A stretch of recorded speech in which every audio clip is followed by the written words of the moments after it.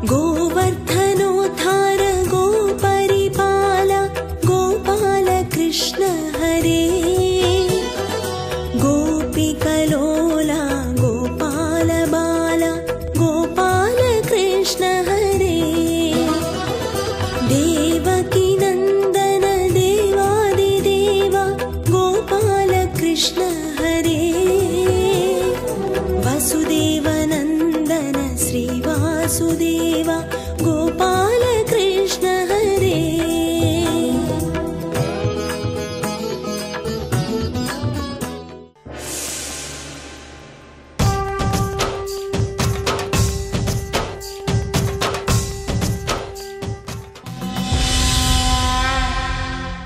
ఒకప్పుడు దాశరాజు కుమార్తెని నా తండ్రి వివాహం చేసుకుంటున్నప్పుడు సత్యవతి వివాహ సందర్భంలో ప్రతిజ్ఞ చేశా, నేను బిడ్డలను పొందను, భార్యని స్వీకరించానని. కాబట్టి నిన్ను నేను భార్యగా స్వీకరించే అవకాశం లేదు. నీ మనసు సాల్వుడి దగ్గర ఉంది అని తెలిసిన తర్వాత నా తమ్ముడికి ఇచ్చి వివాహం చేసే సమస్య కూడా లేదు. కాబట్టి ఇప్పుడు నిర్ణయించవలసిన వాడు సాల్వుడు. ఆమె అటు సాల్వుడు అంగీకరించలేదు, ఇటు భీష్ముడు అంగీకరించలేదు. ఆమె మనస్సు గాయపడి ఆమె క్రోధమూర్తి అయింది. ఎలాగైనా నేను భీష్ముణ్ణి సంహరించాలి. భీష్ముణ్ణి సంహరించడం అంటే అంత తేలికైన విషయం ఏం కాదు. ఆయన అఖిల శాస్త్ర కోవిదుడు, అందున ధనుర్విద్యా పారంగతుడు, ఎన్నో అస్త్రశస్త్రములు తెలిసిన్నవాడు. అటువంటి వాణ్ణి ఎలా ఓడిస్తుంది, ఎలా సంహరిస్తుంది? అందుకే తపస్సు చేత సాధించలేని విషయం లేదు. కాబట్టి నేను తపస్సు చేస్తానని అరణ్యములకు వెళ్ళిపోయింది. అక్కడ ఉన్న మునులందరూ ఆమెను చూసి ఒక మాట అన్నారు, తపస్సు చాలా క్లిష్టమైన విషయం అమ్మా, నువ్వు ఈ అరణ్యాలలో ఉండి కందమూలాలు తింటూ ఎలా తపస్సు చేస్తావు? మా మాట విని పుట్టింటికి వెళ్ళమన్నారు. ఆమె దానికి అంగీకరించకుండా మునుల దగ్గర ఉండి తపస్సు చేయడానికి ప్రయత్నం చేస్తున్నప్పుడు హోత్రవాహనుడు అనబడేటటువంటి ఒక రాజర్షి అక్కడికి వచ్చి, నువ్వు నాకు దౌహిత్రి అవుతావు, నీకు నేను న్యాయం చేస్తాను, పరశురాముడి దగ్గరికి మనం వెడదాం, రేపు పరశురాముడు ఇక్కడికే వస్తున్నాడు అదృష్టవశాత్తు. పరశురాముడికి ఈ విషయం చెప్పి, భీష్ముడికి పరశురాముడు గురువు కనుక ఆ పరశురాముడితోటే చెప్పిస్తే భీష్ముడు కాదనలేడు, తప్పకుండా నిన్ను భార్యగా స్వీకరిస్తాడు. అప్పుడు నువ్వు భీష్ముడికి భార్య అవ్వడమో లేదా నీ జీవితానికి వేరు పరిష్కారం లభించడమో సాధ్యం అవుతుందని అక్కడ ఉన్నటువంటి హోత్రవాహనుడు అనబడే రాజర్షి పరశురాముడి దగ్గరికి ఈ అంబని తీసుకెళ్ళాడు. పరశురాముడు నీకు నేను న్యాయం చేస్తానని మాటిచ్చి భీష్ముడికి కబురు చేశాడు. భీష్ముడు వచ్చాడు, ఈ పిల్లని భార్యగా స్వీకరించమన్నాడు. నేను స్వీకరించానని భీష్ముడు అన్నాడు. నా మాట వినకపోతే యుద్ధంలో నీ తల తెగిపోయేటట్టు చూస్తానని పరశురాముడు అన్నాడు. ధర్మం కోసం నేను దేనికైనా సిద్ధమే, మీతో యుద్ధం చేస్తానన్నాడు. ఇద్దరి మధ్య ప్రచండమైన యుద్ధం జరిగింది. పరశురాముడు భీష్ముడి చేతిలో ఓడిపోయాడు, గురువుగారు శిష్యుడి చేతిలో ఓడిపోయాడు.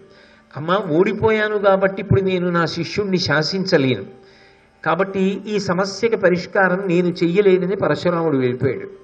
ఆవిడ పరశురాముడు చెప్పినా యుద్ధం చేసినా భీష్ముడు వినలేదు అన్న ఆగ్రహంతో పరమశివుణ్ణి ఉద్దేశించి గొప్ప తపస్సు చేసింది. అంత పెద్ద తపస్సు చేస్తే శంకరుడు ప్రత్యక్షమయ్యాడు.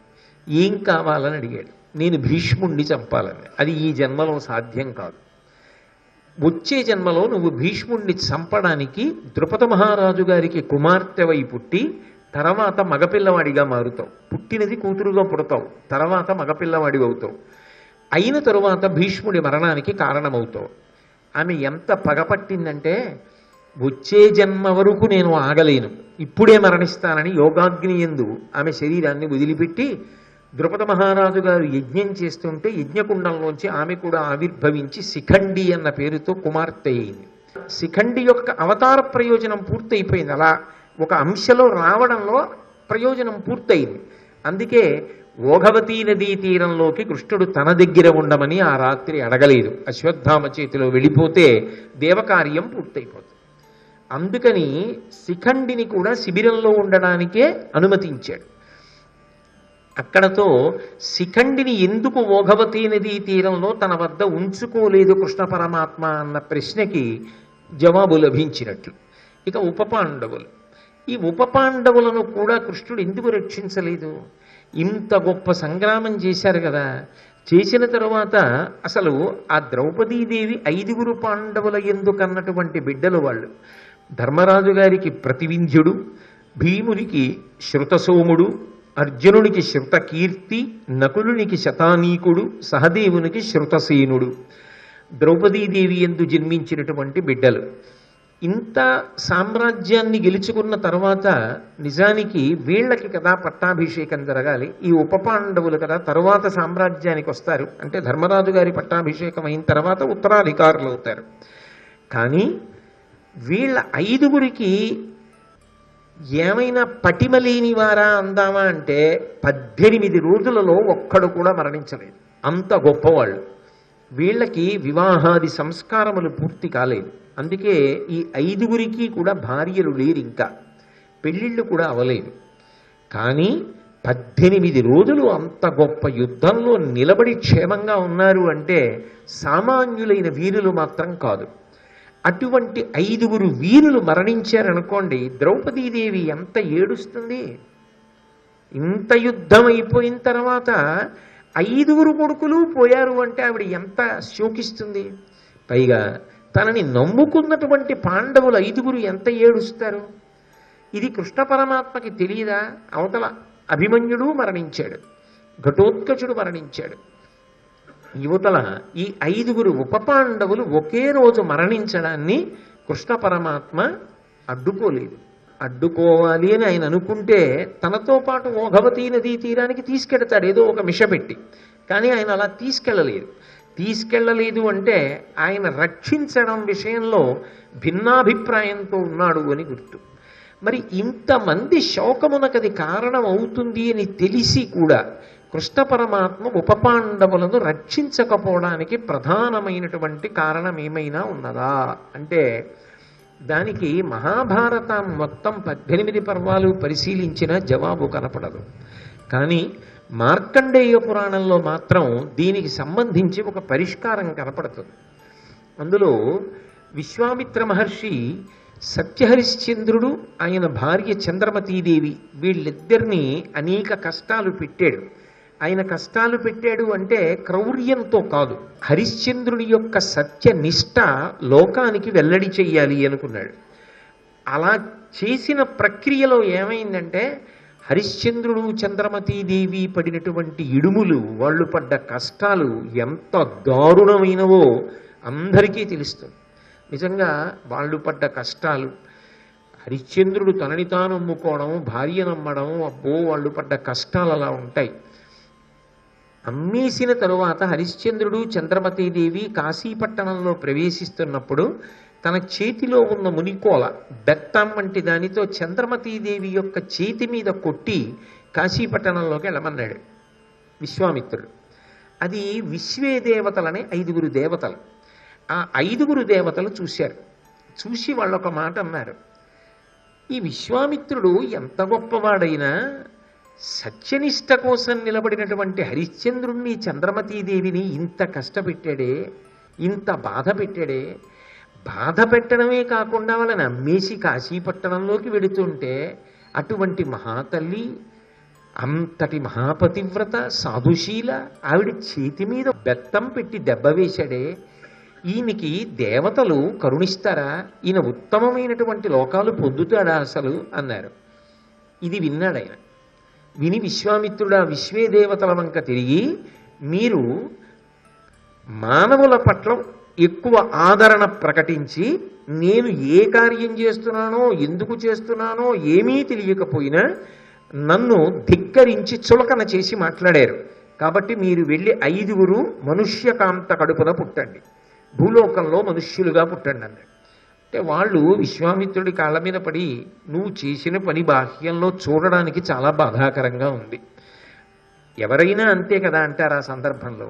కాబట్టి మేము ఆ మాట అన్నాం, దానికే నువ్వు మమ్మల్ని కూడా శపించి మళ్ళీ మానవలోకంలో పుట్టమంటున్నావే, ఇది న్యాయమా? శాపోపసంహారం చేయమని అడిగారు. అడిగితే ఆయన అన్నాడు, మీరు అరివీర భయంకరులైనటువంటి 5 యోధాన యోధులు అవుతారు, గొప్ప పావనమూర్తుల కడుపున పుడతారు.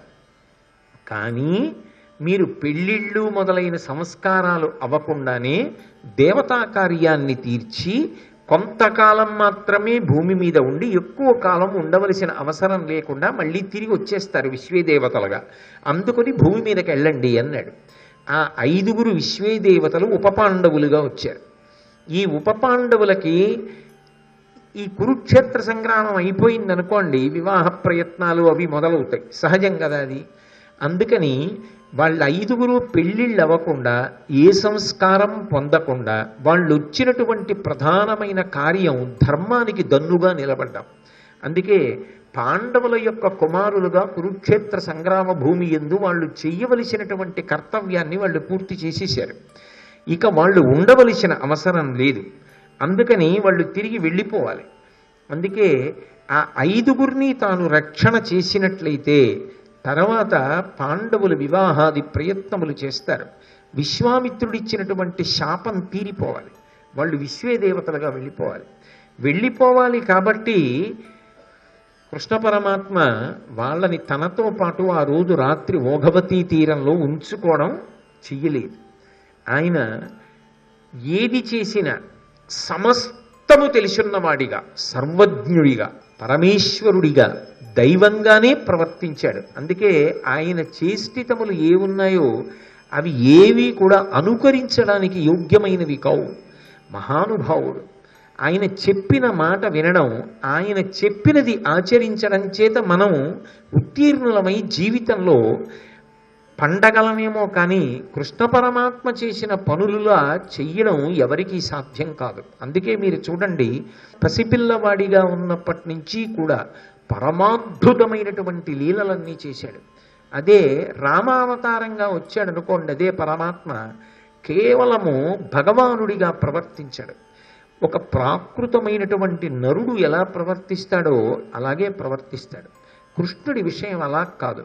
ఎప్పుడిప్పుడు ఎక్కడెక్కడో జరిగిన విషయాలన్నీ ఆయనకి తెలియడంతో పాటుగా అవి నిజమయ్యేటట్టుగా ఆయన కార్యక్రమాన్ని రూపకల్పన చేస్తూ ఉంటాడు.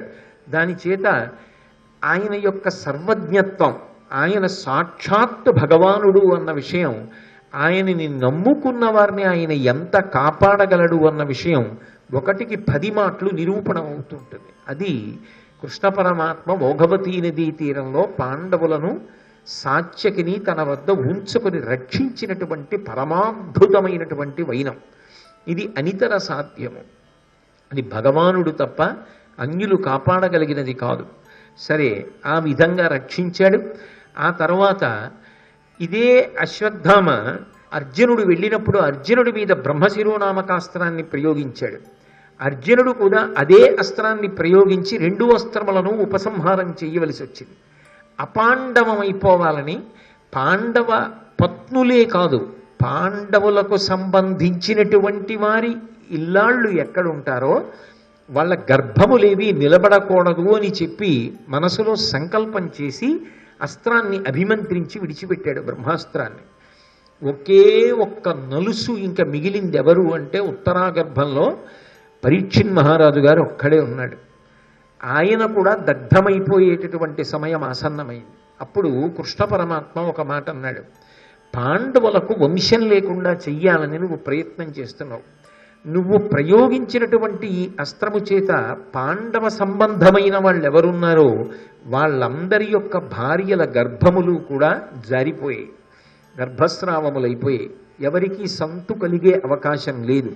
కానీ వాళ్ళని రక్షించడానికే నేనున్నాను. నువ్వు ఎంత ప్రయత్నించినా, ఎంత అస్త్రప్రయోగం చేసినా ఉత్తరాగర్భంలో ఉన్నటువంటి బిడ్డను మాత్రము నువ్వు చెనకలేవు. నీకు నేను చెప్తున్నాను, నేను ఆ బిడ్డని కాపాడి తీరుతాను, పాండవ వంశాన్ని నిలబెడతాను. నీకు ఆ విషయంలో సందేహం అక్కర్లేదు. అంటే అశ్వత్థామ విపరీతమైన ఆగ్రహం పొంది ఎలా రక్షించగలవో చూస్తానని చెప్పి ఉత్తరాగర్భం మీదకి బ్రహ్మాస్త్ర ప్రయోగం చేశాడు. సరే, ఆ అస్త్రం ఉత్తరాగర్భంలో ఉన్నటువంటి బిడ్డ మీదకి వెళ్ళడం జరిగింది. అప్పుడు శ్రీకృష్ణ పరమాత్మ అశ్వత్థామ యొక్క దుందుడుకు చేష్టితములు చూశాడు. నిద్రపోతున్నటువంటి వాళ్ళందరినీ సంహరించడం, ఆ సంహరించడంలో పోనీ ఏదో శత్రువీరులు వాళ్ళ మీద కక్ష కట్టాను, యుక్తాయుక్త విచక్షణ మరిచిపోయాడు, నిద్రపోతున్న వాళ్ళని సంహరించాడు, అది వేరు మాట. కానీ అక్కడతో ఊరుకోలేదు. అక్కడతో ఊరుకోకుండా చెయ్యరానటువంటి పని ఒకటి చేశాడు. అక్కడ కట్టి ఉన్నటువంటి ఏనుగుల్ని, గుర్రాల్ని, వాటన్నిటినీ కూడా చంపేశాడు. శిబిరాలు కాల్చేశాడు. ఇంత భయంకరమైనటువంటి చేష్టితం చేసి పారిపోయావు. నిన్ను పట్టుకోవడానికని చెప్పి భీమార్జునులతో నేను వస్తే ఇవాళ ఉపసంహారం తెలియకుండా ప్రచండమైన అస్త్రాలు ప్రయోగించావు. అర్జునుడు నీ అస్త్రాన్ని తన అస్త్రాన్ని కూడా ఉపసంహారం చేసి లోకాల్ని కాపాడే ప్రయత్నం చేస్తే పాండవుల మీద కక్ష తగ్గక పాండవ వంశమే నిలబడకూడదు అని చెప్పి అస్త్రప్రయోగం చేశావు. కాబట్టి నీకు నేను శాపం ఇస్తున్నానని ఆయన శాపవాక్కు విడిచిపెట్టాడు. కృష్ణ పరమాత్మ అశ్వత్థామ విషయంలో ఇచ్చిన శాపం, నువ్వు ఆహారము లేక ఆకలితో కుట్టుకుంటూ తిరుగుతావు, నిస్సహాయుడవై ఉంటావు, నీకు ఎవ్వరూ సహాయమునకు రారు, ఒక్కడివే తిరుగుతుంటావు. ఒళ్ళంతా నెత్తుటితో నీ ఒళ్ళు కంపు కొడుతూ ఉంటుంది. కంపు కొడుతున్నటువంటి శరీరంతో ఒంటి నిండా నెత్తురు అట్టలు కట్టి ఉండగా శరీరం కాలిపోతూ ఉంటుంది. మంటలు పుట్టి అగ్నిహోత్రంలో పడిపోయినప్పుడు ఎటువంటి మంట పుడుతుందో అంత భయంకరమైనటువంటి మంట పుడుతుంది. ఆ కాలుతున్న శరీరంతో తిరుగుతూ ఉంటాం. అంటే బయట అగ్ని ఉండదు, కానీ అగ్నిలో పడినప్పుడు ఎటువంటి మంట పుడుతుందో అటువంటి మంట పుడుతుంది.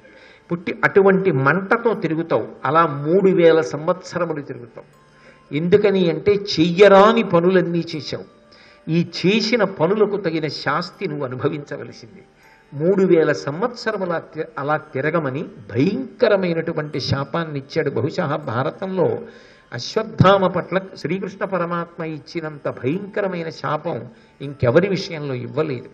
అంటే శ్రీకృష్ణ పరమాత్మ చాలా అసహ్యించుకున్నది ఏది అంటే నిద్రపోతున్న వారిని చంపడం, పిల్లలు ఉపపాండవుల్ని చంపడం, అమాయక ప్రాణులైనటువంటి గుర్రాలు, ఏనుగులు మొదలైన వాటిని చంపడం, శిబిరాలు కాల్చడం, తీరా పట్టుకోవడానికి వస్తే పారిపోవడం, తప్పు పని చేసేటప్పుడు మాత్రం ఉత్సాహం, ఎవరైనా కనిపెడతారేమో అన్నప్పుడు మాత్రం పిరికితనం, ఎదురు నిలబడలేక పారిపోవడం, పారిపోయినప్పుడు అర్జునాదులు వచ్చి అస్త్రప్రయోగం చేస్తే అర్థం ఉంది, వాళ్ళు ఉపసంహారం చేయగలరు, తాను ఉపసంహారం చెయ్యలేని ప్రచండమైన అస్త్రాలు ప్రయోగించడం. కక్ష ఎంతవరకు పోయింది అంటే పాండవ సంబంధీకులైనటువంటి స్త్రీల యొక్క కడుపులలో పెరుగుతున్నటువంటి పిండములు కూడా చెనకబడుగాక అని అస్త్రప్రయోగం చెయ్యడం. ఇటువంటి భయంకరమైన విషయముల జోలికి ఎవరు వెడతారో అటువంటి వాళ్ళని పరమాత్మ ఉపేక్షించలేడు. ఇవి దారుణాతి దారుణమైన పాపములు కనుక అశ్వత్థామ విషయంలో ఆయన అంత క్రౌర్యంతోనూ శాపవాక్కుని విడిచిపెట్టవలసి వచ్చింది. క్రౌర్యము అంటే ఆయన ఏదో క్రోధమునకు వశపడ్డాడని కాదు, ధర్మ వ్యతిరేకమైనటువంటి కార్యక్రమముల పట్ల పరమేశ్వరుడికి ఎంత అసహ్యం ఉంటుందో ఆయన దాన్ని ఎంత వ్యతిరేకిస్తాడు అన్నదానికి అశ్వత్థామకి ఇచ్చినటువంటి శాపం ఒక ఉదాహరణగా నిలబడుతుంది. అలాగే వెంటనే జరిగింది అని కాదు, నేను మహాభారతంలో శ్రీకృష్ణుడు అన్న విషయాన్ని పరిశీలిస్తున్నాను కాబట్టి దానికి అనుసంధానం చేస్తున్నాను. ఆ తరువాత కాలంలో ధర్మరాజు గారికి పట్టాభిషేకాదులు పూర్తయిన తరువాత ఆ ఉత్తరాగర్భంలోంచి ఒక మృత శిశువు జన్మించింది.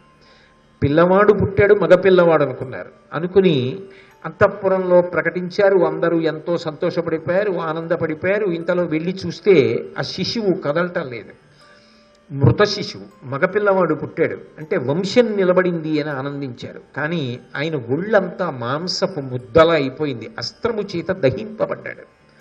కాబట్టి మృత శిశువు జన్మించింది అని చెప్పి అంతఃపురంలో అందరూ ఏడుస్తున్నారు. సరే, పాపం ఉత్తరా పడినటువంటి వేదన భారతంలో చదువుతుంటే చాలా బాధగా ఉంటుంది.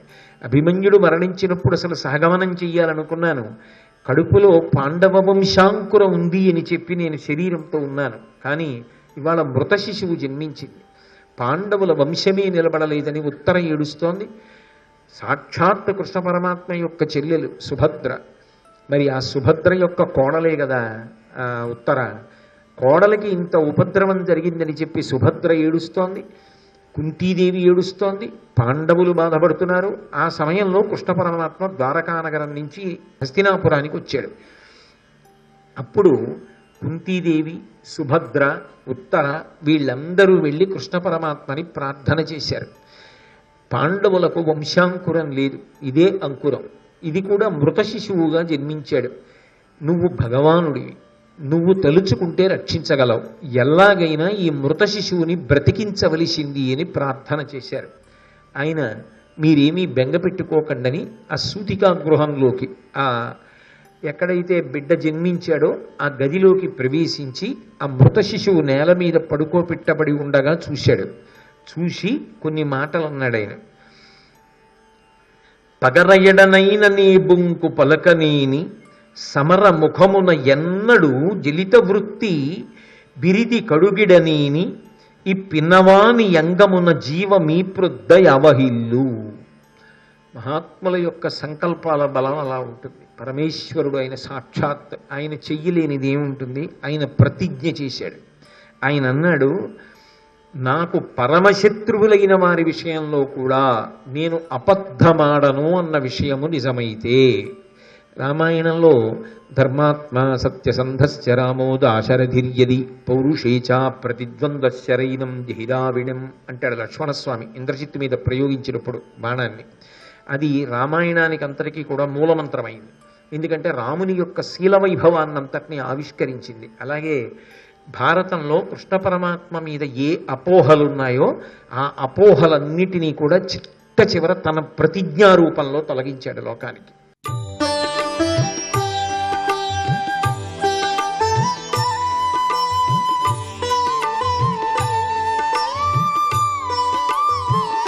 సర్వం శ్రీ ఉమామహేశ్వర పరబ్రహ్మార్పణం.